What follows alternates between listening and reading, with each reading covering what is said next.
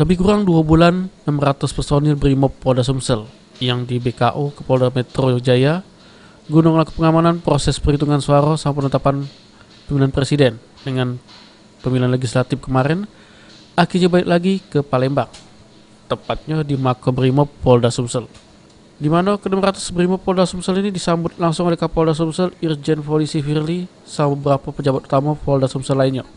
600 personil Brimob Polda Sumsel yang melakukan ke BKO di Polda Metro Jaya ini balik dengan kondisi sehat sama selamat, dan kate kekurangan psiko apapun.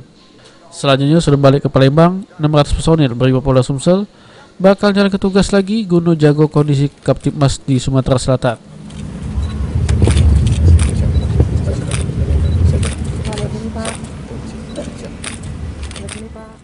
Brimob itu mulai dari penanganan teror, kejahatan berkadar tinggi, terus melakukan kesiapan pengamanan PPIP itu sudah merupakan tugas pokok mereka, sehingga kita siapkan betul.